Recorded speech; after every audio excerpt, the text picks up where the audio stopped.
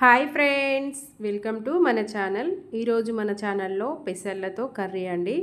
చాలా బాగుంటుంది. అస్సలు మిస్ కాకుండా ఈ కర్రీ మాత్రం కంపల్సరీ ట్రై చేయండి. ట్రై చేయకపోతే మాత్రం మీరు మంచి టేస్ట్ని మిస్ అయిపోతారండి. ఇందులో ఫైబర్ ఎక్కువగా ఉంటుంది, ప్రోటీన్ కూడా చాలా ఎక్కువగా ఉంటుంది. చాలా బాగుంటుంది. అన్నంలోకి చపాతీలోకి సూపర్ టేస్టీగా ఉంటుంది. ఇలా ఒక ప్రెషర్ కుక్కర్ తీసుకొని దాంట్లో ఒక 2-3 గంటల పాటు నానబెట్టుకున్న పెసర్లని నీట్గా కడిగి నానబెట్టుకోండి.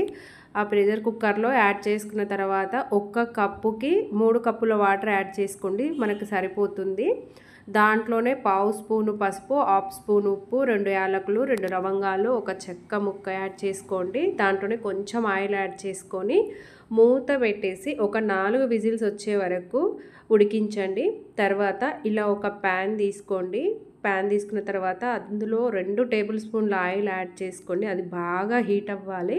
హీట్ అయిన తర్వాత ఆవాలు, జీలకర్ర, ఎండుమిరపకాయలు యాడ్ చేసుకోండి. ఇలా సన్నగా కట్ చేసుకున్న వెల్లుల్లిని కూడా యాడ్ చేసుకొని దోరగా వేయించండి.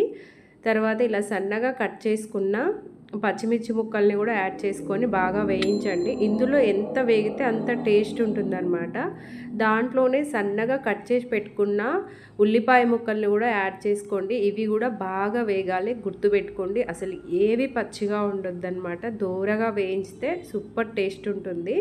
చూడండి, ఇలా బాగా కలుపుతూ వేయించండి. దానిలోనే సన్నగా కట్ చేసుకున్న టమాటా ముక్కల్ని కూడా యాడ్ చేసుకొని బాగా కలిపి మూత పెట్టేసి ఒక 5 నిమిషాల వరకు ఉడికించండి. టమాటా కొంచెం మగ్గితే మనకి సరిపోతుంది. దాంట్లోనే ఇప్పుడు ఒక 1/2 స్పూన్ అంతా అల్లం వెల్లుల్లి పేస్ట్ కూడా యాడ్ చేసుకోవాలి. ఇలా యాడ్ చేసుకొని బాగా కలుపుకొని ఒక 10 నిమిషాల వరకు మీడియం ఫ్లేమ్లో ఉడికించండి, లేకపోతే సిమ్లో పెట్టి ఉడికించండి. మనకి మెత్తగా ఉడికిపోవాలి టమాటాలు. ఇప్పుడు మూత పెట్టేసి ఒక 10 నిమిషాలు కానీ 5 నిమిషాలు కానీ ఉడికించండి. ఇలా ఉడికిపోయిన తర్వాత మనం దీన్ని బాగా కలుపుకోవాలి. అడుగు మాడిపోయిందేమో చూసుకొని బాగా కలుపుకొని దీంట్లోనే మనం ఇప్పుడు 1 స్పూనున్నర కారము, 1/2 స్పూను ధనియాల పొడి, 1/2 స్పూను గరం మసాలా, 1/2 స్పూను పసుపు, 1 స్పూన్ అంతా ఉప్పు మొత్తం కలిపి ఇలా యాడ్ చేసుకోవాలి. ఇవన్నీ మంచిగా యాడ్ చేసుకున్న తర్వాత ఎక్కువ కారం ఉన్నా ఏం కాదండి, టేస్ట్ బాగానే ఉంటుంది. కాకపోతే మనం పచ్చిమిర్చి చేసాం కాబట్టి ఇక్కడ కారం తక్కువ తీసుకున్నాం. చాలా బాగుంటుంది. ఇలా ఒకసారి అయితే కంపల్సరీ ట్రై చేయండి. మూత పెట్టి ఒక 5 నిమిషాల వరకు ఉడికించండి. ఇలా మూత తీసి మనము ఉడికించి పక్కన పెట్టుకున్న పెసర్లు ఉన్నాయి కదా, ఆ పెసర్లని చూడండి 4 విజిల్లకి బాగా ఉడికిపోయినాయి. ఆ పెసర్లను కూడా ఇందులో యాడ్ చేసుకోండి. వాటర్తో సహా యాడ్ చేసుకోండి.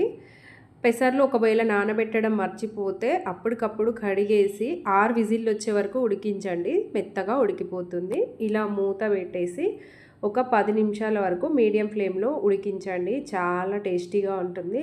ఇలా దగ్గరికి వచ్చిన తర్వాత దాంట్లోనే కసూరి మేతి కూడా యాడ్ చేసుకోవాలి.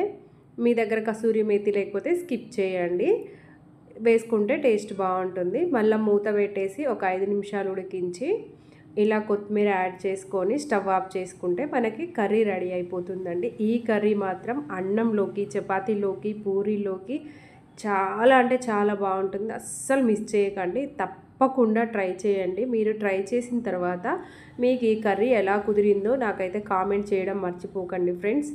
మన ఛానల్లో ఇప్పటి నుంచి మంచి కొత్త వంటలు, హెల్తీ మంచి వంటలు వస్తుంటాయండి. తప్పకుండా చూడండి. చూసిన వాళ్ళు కొంచెం సబ్స్క్రైబ్ చేయండి ఫ్రెండ్స్. చాలామంది చూస్తున్నారు కానీ లైక్ చేయట్లేరు. ప్లీజ్ లైక్ చేయండి, షేర్ చేయండి, కామెంట్ చేయండి, సబ్స్క్రైబ్ చేసుకోండి friends. Thank you for watching. తప్పకుండా మీరైతే ఈ కర్రీ చేయడానికైతే ట్రై చేయండి. ఓకేనా friends? Thank you for watching. Bye bye.